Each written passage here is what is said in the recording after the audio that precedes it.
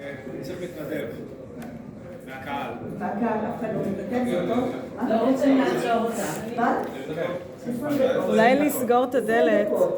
תעדכן אותי ב-18, תעדכן אותי. התחלנו, אהלן כולם, שמי סוזי, וסוזי צ'יקורל, אולי אתם מכירים אותי מהרשתות. אני מעצבת פנים, אדריכלית, עבדתי בתשתיות, תשתיות חוץ, מטפלת ברפואה סינית, אבל הטייטל הכי מפוצץ זה שאני מטיילת את סנשיין, וסנשיין היא היברידית, היא חוצנית, ואתם יותר ויותר תתחילו לראות את הנושא הזה נכנס. הייבריד בכללי זה החלאות גנטיות, ואני אדבר על היברידים מסוימים מפרויקט מסוים, שאני, מה לעשות, משתייכת אליו. בואו נתחיל, כי יש כל מיני סוגים של הייבריד. אני מדברת על הייבריד, קוקטייל של חוצנים, אפורים ובני אדם. בואו נתחיל. אז, לפני שאנחנו שואלים אם הפרויקט ההיברידי נכון או לא נכון, בואו נתבונן מאיזה מקום אנחנו ליסין. מישהו מוכר לו? מאיזה מקום אנחנו מקשיבים לעניין הזה. איך? נוכל להסתכל על הפרויקט לא כשאלה שנכון או לא נכון, אלא מה קורה כשציוויליזציה נמצאת בדרך ללא מוצא. זה משהו שצריך להבין אותו, זה מעבר למה שאנחנו ככה מדמיינים. ציוויליזציות מגיעים באיזשהו שלב בחקירה שלהם ל-dead end, למבוי סתום. הפרויקט ההיברידי עוסק ביצירת אפשרות חדשה, כאשר תודעה פוגשת את גבולותיה, היא יכולה להתרחב. כל ציוויליזציה מגיעה, כמו בן אדם פרטי, מגיע לנקודת התרחבות, לגבול מסוים אצלו. אם הוא משכיל ורואה את הגבול, הוא יכול להתרחב. אם לא, הוא נשאר בגבולות החקירה שלו. הוא מייצר עוד מאותו דבר, והוא אפילו לא מודע לזה, כי הוא מייצר עוד מאותו דבר. הוא נכנס לאיזשהו דפוס תודעתי. האפורים הם קולקטיב תודעתי הכולל מספר תרבויות שהגיעו למבוי סתום בחקירתם. האפורים זה שם מאוד מאוד כללי. יש כל מיני סוגים של אפורים מכל מיני ציוויליזציות. האפור למעשה כשם מסמן נקודת dead end, מבוי סתום בציוויליזציה, ולכן הציוויליזציה עצמה מחפשת איך להתרחב ואיך לממש את עצמה אחרת. האפורים נכנסו לתודעה האנושית בעקבות תקרית רוזוולט בשנת 1947. התקרית הזו היא תקרית מתוכננת.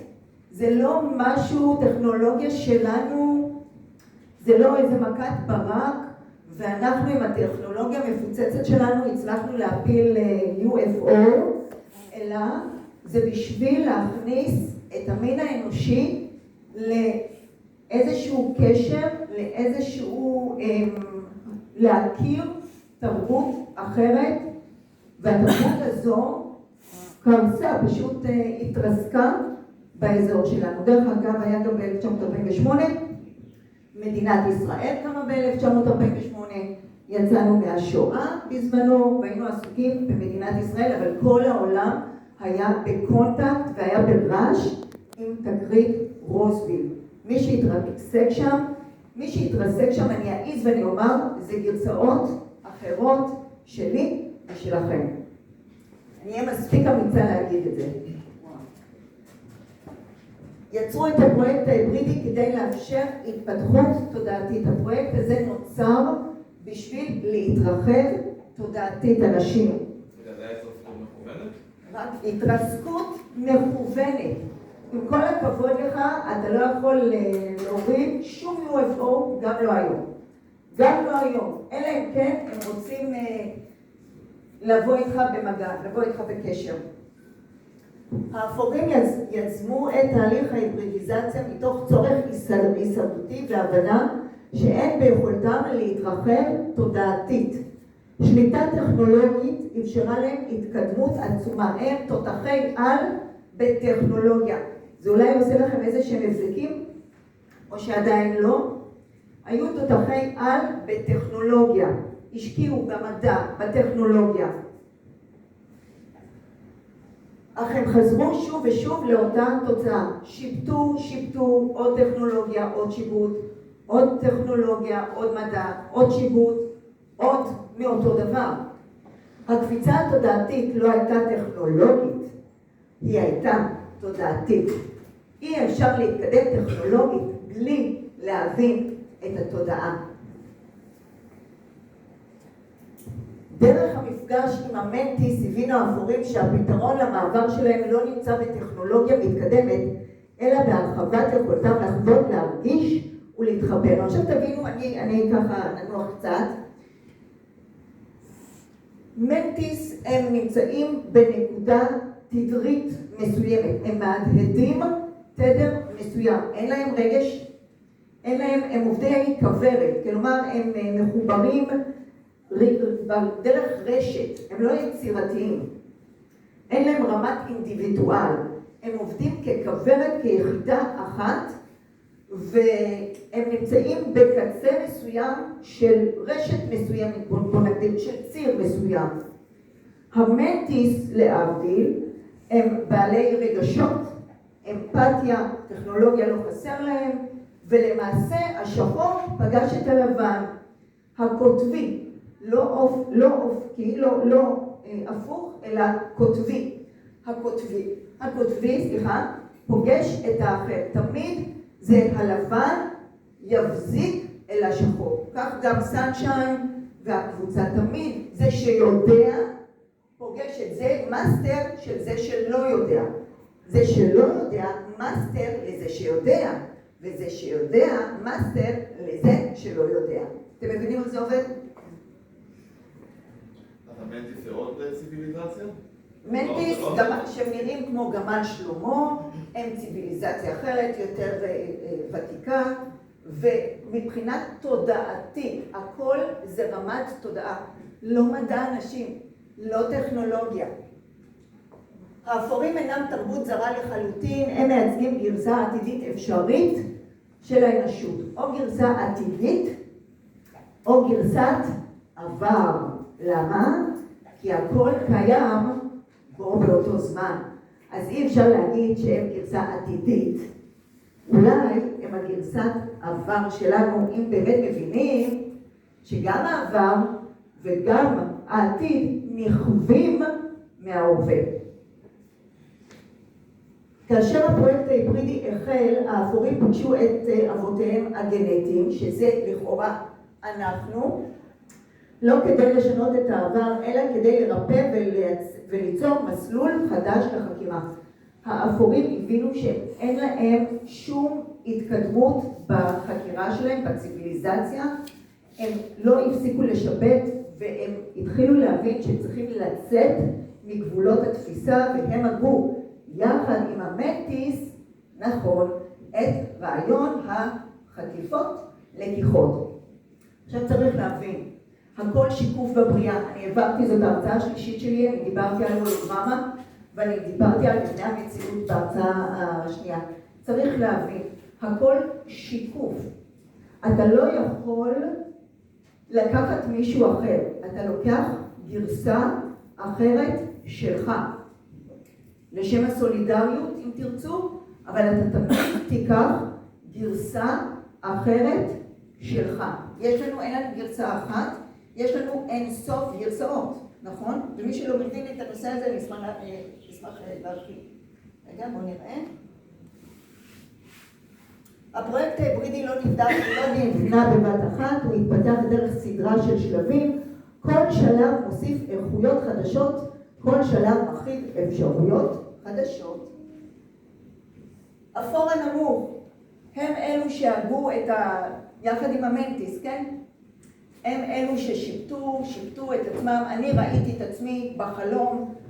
אפור נמוך נמצאת בוון לבן עם עוד 6. אני הסתכלתי על ה6, אני ידעתי שאני אפורה, החזקתי מבחנה עם DNA. באותו רגע אני אמרתי לעצמי בחלום, אני עושה את הדבר הנכון. אני לקחתי מעצמי DNA. האפור הנמוך, יחד עם המנטיס, ארגנו את האפור הגבוה. האפור הגבוה, הם אלה שלוקחים בני אדם גם כן. סיפרתי יותר מפעם אחת, מצאתי את עצמי על שולחן, אפור גבוה מימין, אפור גבוה משמאל, כשהם ידעו שאני ערה, אפור סופרוויזר הופיע מקדימה, ועשו לי שט דאון. אבל זה היה האפור הגבוה.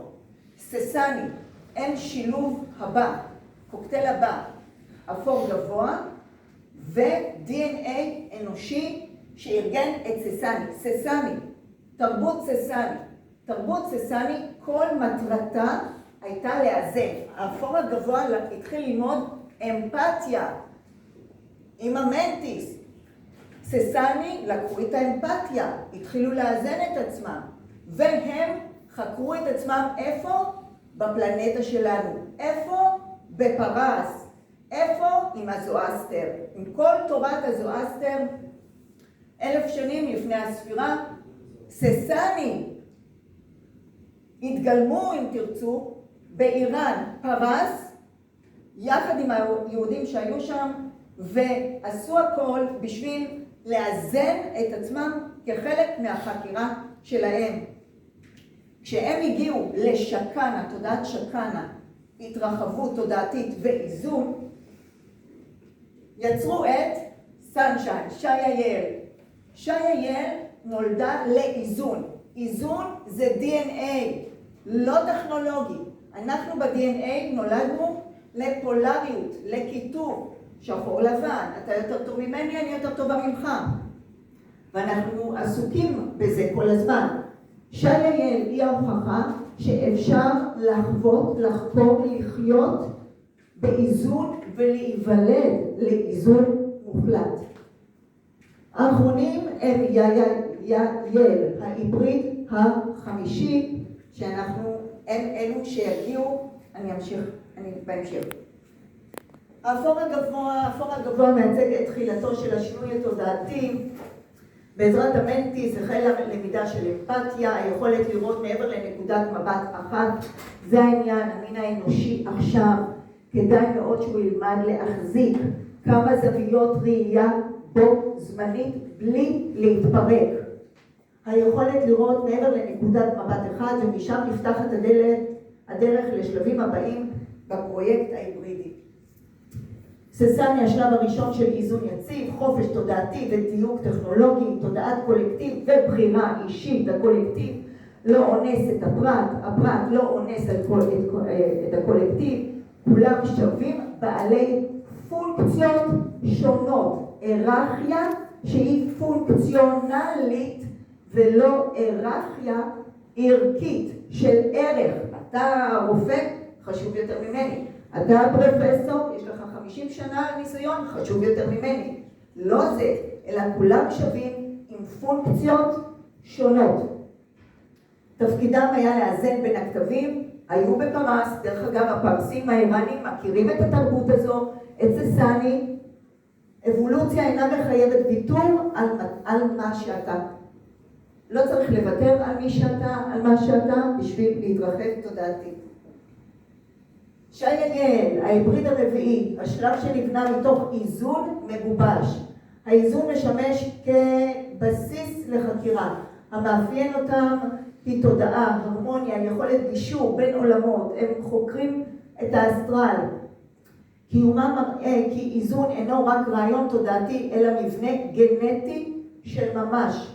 תפקידם בפרויקט לרכך את המעבר בין השלבים השונים, וזה מה שסנשיין עושה. היא מכינה את הקרקע לקונטקט. יעל פוגשים את האנושות לאחר המעבר, הם הפנים של הפרויקט ההיברידי כלפי האנושות. זהו השלב שבו ההיברידיזציה מפסיקה להיות פרויקט ומתחילה להיות מערכת יחסים בין תרבויות. הפרויקט ההיברידי אינו רק סיפור של DNA והישרדות של האפורים. זהו סיפור של התרחבות תודעתית, ואנחנו נמצאים. שלניה, עכשיו דיברנו על 5 מרוצים, שלניה היא ברנץ' מההיבריד החמישי, זה הילדים שעכשיו נולדים, ואנחנו רואים כמה הם יפים, כמה הם חכמים, או הילד מאוד יפה כי הסבתא הייתה מאוד יפה, הם זן אחר. הילדים שנולדים עכשיו הם זן אחר, הם נכנסו אלינו דרך אימוץ, דרך פונדקאות, רחם של אישה X, ביצית של אישה Y, זרע של מישהו, קוקטיילים מעניינים, והם באו לעזור לנו מבחינת התדרים, לאזן את כל המלחמתיות והקונפליקטיות, בוא נאמר השיגעון, במידה מסוימת שיש לנו בראש. שלניה אינו שלב נוסף בפרויקט, הוא האפשרות שנפתחת בעקבותיו.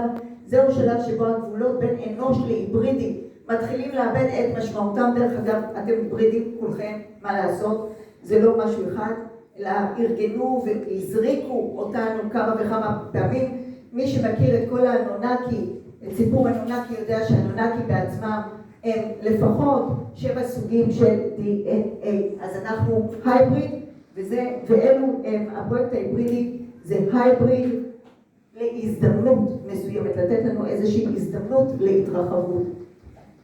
לא מתוך מחיקה של זהויות, אלא מתוך חיבור ביניהם. הדגש אינו על מוצא, הדגש הוא על תודעה. שאלת המפתח, האם הפרויקט ההיברידי הוא סיפור על ציוויליזציות אחרות, או מראה להתפתחות של התודעה האנושית? וזה העניין.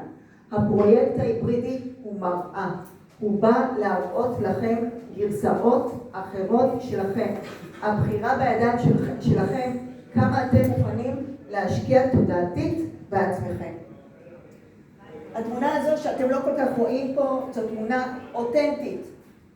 זאת אני. זה גבר מהקבוצה שהוא נעלם עינינו. התמונה הזו עברה AI וחקירה. זו תמונה אותנטית בבל רוק סדונה. בלילה האחרון, שעה 12 בלילה, זאת הצלמת, 12 בלילה, אתם חושבים שזה אור יום. מה שקרה זה, אנחנו שנינו הלכנו לכיוון העצים, חזרנו, הגברת הזאת צילמה, זה מה שהיא קלטה. יש פה ישות שחורה, לא פיזית. יש פה בחורה, שאולי אתם תראו אותה פה בהמשך, שהפכה להיות גרייז אפור. אנחנו קלטנו סיטואציה מסוימת. מה שאני חוויתי באותו רגע זה אור עצום ביותר שפשוט מחק לי את הפנים. פשוט מחק את הפנים. אתם תוכלו לשאול חוויות את האנשים שצילמו ואת הבחורה שהייתה. אולי מופיעה בתמונה? סליחה? פה, אני ראיתי את האור, חטפתי את האור בצורה, הכל היה מואר, עד כדי כך שאם תעשה זום אין, אתה תראה שהפנים שלי נמחקו. הגבר הזה נעלם, איננו, פשוט נעלם. הוא הופיע במציאות מסוימת, נעלם מהמציאות מסוימת, והופיע צל שחור במקומו. הבחורה הזו, ממה שהיא סיפרה, אמרו לה, תראה איך היא נראית פה, זה גרייז או הייבריד, אמרו לה להסתובב ולא לראות את האור, היא הסתובבה וזה מה שנקלט. זהו, אנשים שאלות, אני אשמח. אלה אנשים רגילים? ואני, צלמת. כן, שהם היברידים. לא בהכרח. אני שייכת לפרויקט ההיברידי כי אני יודעת שאני נכתבתי יותר מפעם אחת ואני סיפרתי ושיתפתי בכל... עכשיו, בסרט Disclosure Day, מי שראה, אתם רואים את הבחורה שהגיעה למקום מסוים, שחזרו לה את בית ילדותה. היא שכבה על מיטה, היה לידה למרגלותיה שועל וצבי. אותו כנל אני עברתי. בגיל 24 לפני 30 שנה, אני הייתי דקה לפני חתונה, לילה אחרי לילה, אני שמעתי טקטוקים, רעשים של מתקים. אני ידעתי שזו שיחה. מישהו דיבר מצד ימין, מישהו דיבר לכיוון החדר, לכיוון הדלת. והם ניהלו שיחה טקטוקית. רעשים, מקקים, נקישות, אותו דבר מה שמופיע בסרט. אני הייתי בשוק, כי חשבתי שסטיבן ספילברג פשוט שמע את הסיפור שלי. ומה שאחרי כמה ימים של טקטוקים, הופיע מולי קספר, דמות ידידותית, כמו השועל הידידותי שהיא חוותה. אני, אם היה מופיע לי שועל, הייתי מתעלפת. דמות קספרית, ציורית, זה מאוד מאוד נחמד. כן, זה אותו סיפור, פשוט אותו סיפור. ואז מה קרה? והוא עשה לי שלום, ואני אמרתי, בחייכם, אני עוד דקה מתחתן, תעזבו אותי בשקט, ונגמר הסיפור. עד עכשיו. נגמר? רגע, עוד שאלה? עוד דקה, כן. זהו, עוד דקה? שאת רוצה. יש עוד שאלה זריזה? כן. למה זה בהכרח חוצנים, לא משמעים? חוצנים, עכשיו, חוצנים זו מילה מאוד מאוד כללית. תכלס, באמת אין חוצנים. אף אחד לא נמצא מחוץ. אפורים כי זה שם כללי לציביליזציה שסגרה את עצמה תודעתית.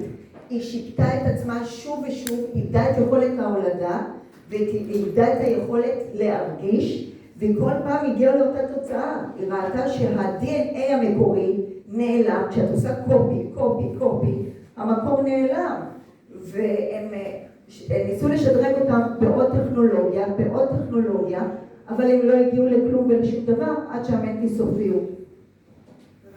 כן, שאלה קטנה. הגמל שלמה שאת אומרת שהם יותר ותיקים. כן. יש להם משום מה נראה לי ראש יותר קטן, זה אומר ראש קטן יותר? לא בהכרח מאוד. מנטיס יודע מה אתה מרגיש, מה אתה חושב, מה טרם חשבת וטרם הרגשת. יש להם יכולת עומק, אתה שקוף. בזה. עכשיו, כשפוגשים מנטיס, זה שלווה.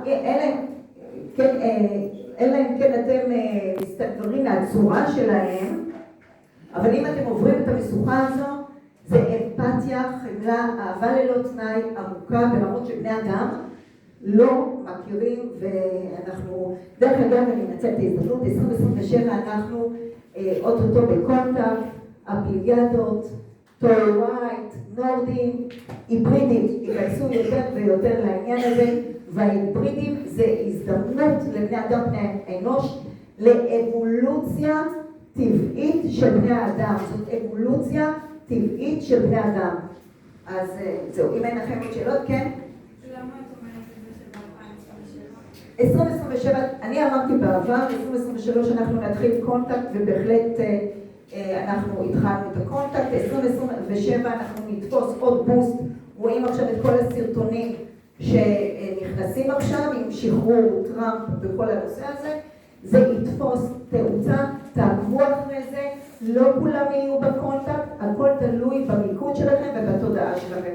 לא כולם יכולים להיות בקונטקט, אנשים שמבוססי פחד לא יכולים לראות את זה, שימו לב לאן אתם הולכים. אני חושבת שהעברתי פה, כן, מבול. תודה רבה. תודה רבה.